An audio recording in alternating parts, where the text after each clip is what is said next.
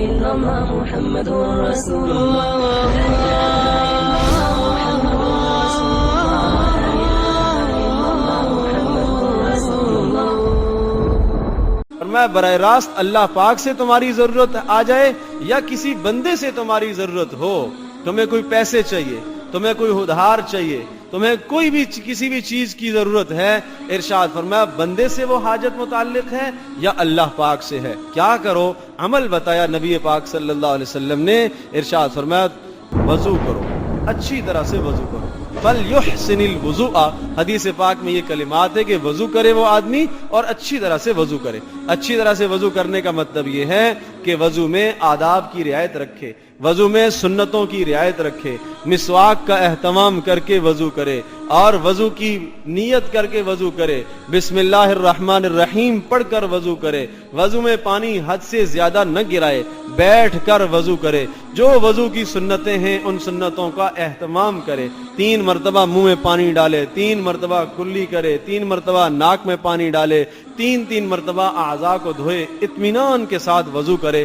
ارشاد فرمایا اچھی طرح سے وضو کر کے پھر کیا ارشاد فرمایا فَلْيُصَلِّ رَكْعَتَيْنِ، 2 رکعت اللہ پاک کے سامنے صلاۃ حاجت پڑھ لو، اللہ پاک کے سامنے دعائے حاجت صلاۃ حاجت پڑھ لو۔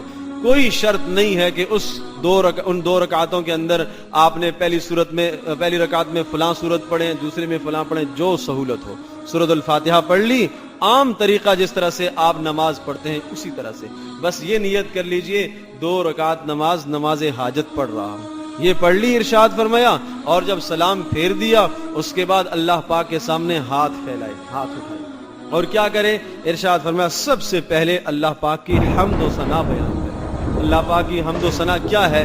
سورۃ الفاتحہ ساری اللہ کی حمد و ثنا ہے، اس کو بیان کر دے، اور اپنی زبان میں جو اللہ کی حمد اور بڑائی کے کلمات یاد ہیں ان کلمات کو کہہ دے یہ اللہ کی حمد و ثنا ہے، اللہ کی تعریف ہے، اللہ کے لیے اچھے اچھے کلمات کہیں، یا اللہ تو نے مجھے بنایا، یا اللہ تو نے پیدا کیا، یا اللہ تو نے مجھے یہ نعمت عطا فرمائی، سر سے لے کر پاؤں تک اے اللہ بے شمار تو نے نعمتیں گنوائیں، یا اللہ تو نے سورج بنایا، چاند بنایا، زمین، ستارے، یہ ساری مخلوق یا اللہ تو نے پیدا کی، اور ہر مخلوق ہر ذرہ یا اللہ تیری عبادت، تیری تسبیح اور تقدیس کے اندر مشغول ہے۔ اللہ کی اس طرح سے کبریائی بیان کرے۔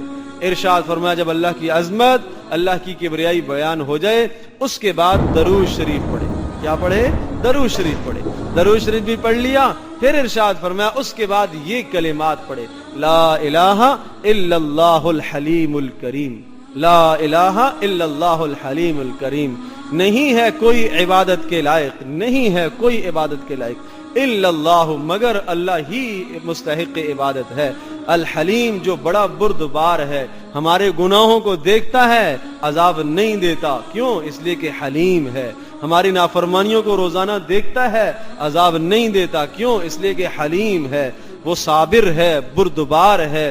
ایک باپ، ایک ماں، ایک دوست کی نافرمانی دیکھتا ہے اور ایک عزیز کی نافرمانی دیکھتا ہے، کس قدر انسان غصے میں آ جاتا ہے، طیش میں آ جاتا ہے، بار بار اسے سمجھایا یہ کیوں نہیں سمجھتا، بار بار اسے سمجھایا نہیں سمجھتا، آدمی کہتا ہے جو بس چلتا ہے انتقامی کاروائی کرنے پر تیار ہو جاتا ہے، لیکن اللہ پاک کتنا حلیم ہے، دیکھتا ہے بار بار یہ بندہ آنکھوں کو غلط استعمال کر رہا ہے، زبان سے بھی ظلم کر رہا ہے، کانوں سے بھی ظلم کر رہا ہے، ہاتھ سے بھی ظلم کر رہا ہے، پاؤں سے بھی ظلم کر رہا ہے، لیکن وہ مالک محسن، احسان کرنے والا، وہ حلیم اور بردبار اللہ پکڑتا نہیں ہے، گرفت نہیں کرتا، کیوں نہیں کرتا؟ اس لیے کہ وہ حلیم ہے، وہ بردبار ہے۔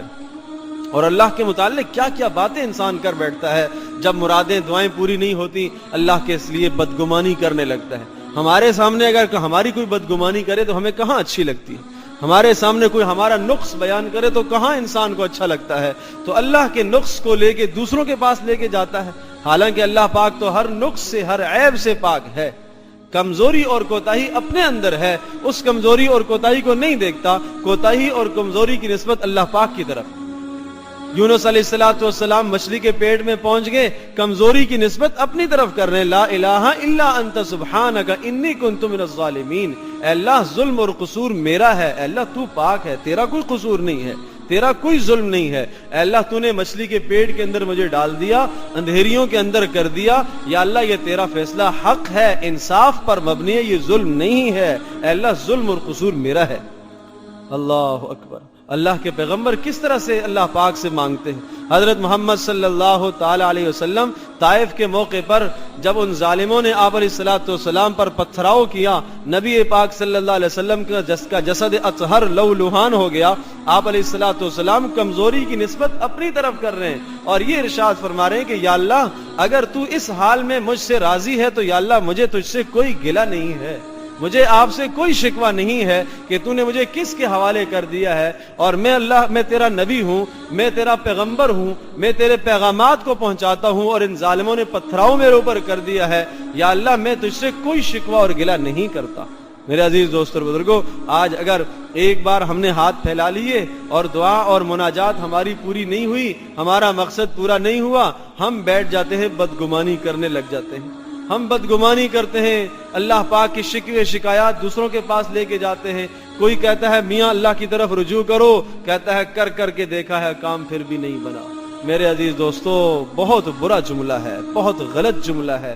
ممکن ہے کمزوریاں، ممکن کیا یقینی بات ہے کمزوری یہاں پر ہے، یہاں اللہ پاک کے یہاں کوئی کمزوری نہیں ہے۔ اس نے نبیوں کی مرادوں کو پورا کیا ہے، اس نے ولیوں کی مرادوں کو پورا کیا ہے، اس نے بڑے بڑے لوگوں کی مرادوں کو پورا کیا ہے، اس کے خزانوں میں کوئی کمی نہیں ہے۔ وہ بیٹے دینے پر آئے، بیٹے دینے پر قادر ہے، بیٹیاں دینے پر آئے اس پر بھی قادر ہے، چھوٹے مسئلے بھی وہ حل کرتا ہے، بڑے مسئلے بھی وہ حل کرتا ہے۔ تو لا الہ الا اللہ الحلیم الکریم، اے کرم کرنے والے مالک تیری ہی طرف رجوع کرتا ہوں۔ سبحان اللہ رب العرش العظیم، اے اللہ تو پاک ہے، تیری پاکی کا اقرار کرتا ہوں، تو عرش عظیم کا مالک ہے۔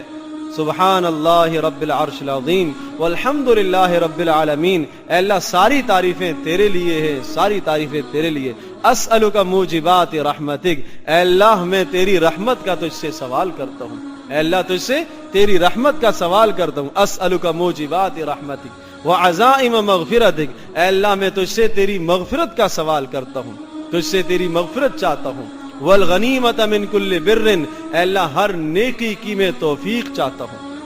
ہر نیکی کی توفیق کہاں سے ملتی ہے؟ اللہ پاک سے ملتی ہے۔ والغنیمت من کل بر لا تدع لی ذنبا الا غفرتا، اے اللہ میرا کوئی گناہ ایسا نہ چھوڑیے جس کی آپ بخشش نہ فرما لیں۔ اللہ اکبر، کتنے پیارے کلمات ہیں۔ اسألک موجبات رحمتک وعزائم مغفرتک والغنیمت من کل بر والسلامت من کل اثم، اے اللہ ہر نیکی کی توفیق بھی تیری طرف سے، والسلامت من کل اثم، اے اللہ ہر گناہ سے بچنے کی توفیق بھی تیری طرف سے۔ لا تدع لی ذنبا الا غفرتا، اے اللہ میرے سارے گناہوں کو بخش دے۔ ولا ہمن الا فرجتا، اے اللہ جو میرے اوپر غم آنے والے ہیں اے اللہ ان سب غموں کو تو دور کر دیجئے۔ ولا ہمن الا فرجتا ولا حاجتا ہی لک رضا الا قضیتها یا ارحم الراحمین، اے اللہ میری کوئی حاجت جس حاجت میں تیری رضا ہو، تیری خوشنودی ہو، اے اللہ اس حاجت کو پورا کر دے، کوئی ایسی حاجت میری نہ چھوڑنا جو تو پورا نہ کرے۔ یا ارحم الراحمین، اے رحم کرنے والے مالک۔ حدیث پاک میں آتا ہے کہ جب بندہ اس طرح سے اللہ پاک سے یہ دعا پڑھے اور اس کے بعد اپنا مسئلہ اللہ کے سامنے اپنی زبان میں ذکر کرے، ارشاد فرمایا اللہ تبارک و تعالیٰ اس کی دعا کو ضرور قبول کریں گے۔ کیوں؟ اس لیے کہ اللہ پاک یہ کہہ رہا ہے کہ دیکھو تم مجھ سے مانگو میں تمہاری پکار کو سنوں گا، تم مجھ سے مانگو میں تمہاری دعاؤں کو قبول کروں گا۔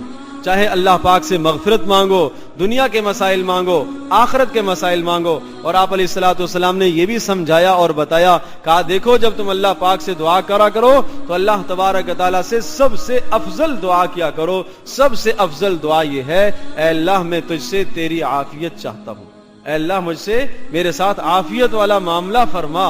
کتنی پیاری دعا ہے۔ ارشاد فرمایا جس بندے کو عافیت مل گئی اس کو دنیا آخرت کی ساری خیریں حاصل ہو جاتی ہیں، ساری خیریں حاصل ہو جاتی ہیں۔ تقال العثار العظام به ويعود الهوى ككبش ذبيح بذكر الإله تطيب الحياة تسر أسارير وجه المصابيح تسر أسامي. يا ربي شكرا، هديت قلبي شكرا، نورت دربي شكرا، شكرا يا رب. شكرا يا ربي شكرا، هديت قلبي